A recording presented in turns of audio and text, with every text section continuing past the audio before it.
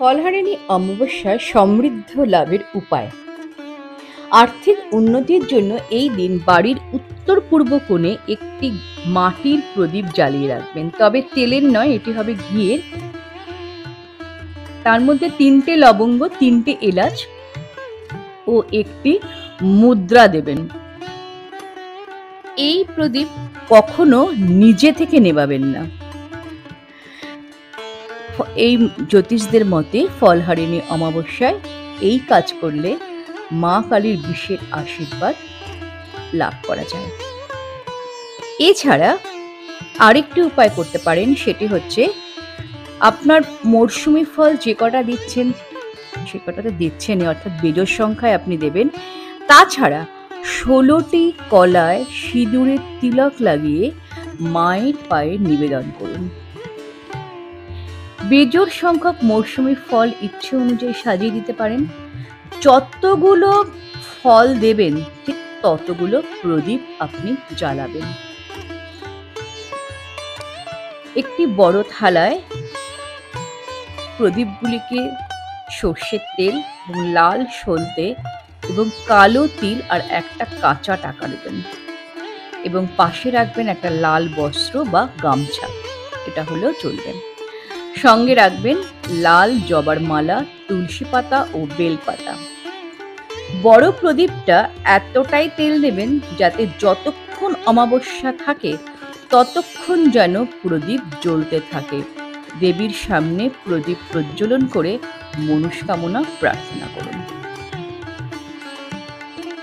এবার আসি 3 নম্বর টোটকায় বা 3 নম্বর উপায়।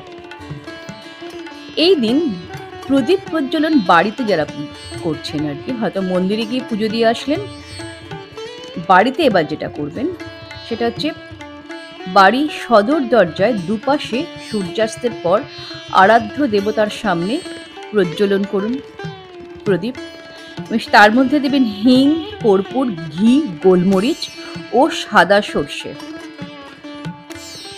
এরপর আপনি ঈশ্বরের নাম জপ করুন। এবার আসছে আরেকটি টোটকা বলছি, সেটা হচ্ছে এই দিন বাড়িতে, মানে আপনি যখন পুজো দিয়ে মন্দিরে যদি পুজো দিয়ে আসেন, বাড়িতে পুজো ফল প্রসাদ দিয়ে আপনি আপনার ইষ্ট দেবতাকে পুজো করতেই পারেন। তারপর মায়ের আরাধনার জন্য একটা বড় প্রদীপ প্রজ্বলন করুন। সেটা সূর্যাস্তের পর করবেন, এবং তার মধ্যে কি কি দেবেন? 1 নম্বর হিং দেবেন, কর্পূর দেবেন, ঘি দেবেন, গোলমরিচ ও সাদা সর্ষে মিশিয়ে প্রদীপটি জ্বালিয়ে দেবেন, এবং জ্বালিয়ে তার সামনে বসেই ঈশ্বরের নাম জপ করতে থাকুন। প্রথমে আপনি আপনার ইষ্টমন্ত্র জপ করবেন, তারপরে মা কালীর মন্ত্র জপ করবেন, এবং এর থেকে যে ধোঁয়াটা বের হবে সেই ধোঁয়াটা কিন্তু আপনি আপনার বাড়ির চারিদিকে ছড়িয়ে দেবেন, অর্থাৎ ঘরের ভেতর বা ফ্ল্যাটের ভেতরে ছড়িয়ে দেবেন। তাতে ঘর থেকে, বাড়ি থেকে নেগেটিভিটি দূর হয়ে যাবে। দাম্পত্য কলহ থেকে মুক্ত পাওয়ার জন্য এই দিন অমাবস্যার দিনকে মায়ের পায়ে নিবেদন করুন মৌরি দানা। সেটা কিন্তু আপনি মন্দিরেও করে আসতে পারেন। পুরোহিতকে বলে আসবেন যে আপনি অমাবস্যা কেটে গেলে ওই মৌরি দানাটা নিয়ে আসবেন, নিয়ে এসে একটি পরিচ্ছন্ন স্থানে রেখে দিন। এতে আপনাদের দাম্পত্য অশান্তি, অসুস্থতা সমস্ত কিছু মিটবে, এবং যখন মৌরি দানাটা নষ্ট হয়ে যাবে তখন কোনো গাছের তলায়। ফলহারিণী কালী পুজোর দিন আরেকটি বিশেষ টোটকা অনুসরণ করুন। তাতে জীবনের অর্থভাগ্য ও কর্মভাগ্যের উন্নতি হয়, এবং প্রেমে যদি কোনো বিঘ্ন ঘটে সেটাও কেটে যায়, দাম্পত্য সুখও বজায় থাকে। আপনি যে মরশুমি ফল এই তিথিতে দেবীকে নিবেদন করছেন, কোনো একটি মনস্কামনা পূরণ করার জন্য আপনার একটি প্রিয় ফল দেবীকে নিবেদন করবেন, এবং সেটি আগামী দিনে ত্যাগ করবেন। যতদিন না পর্যন্ত আপনার সেই মনস্কামনা পূর্ণ হচ্ছে ততদিন পর্যন্ত আপনি ওই ফল সেবন করবেন না।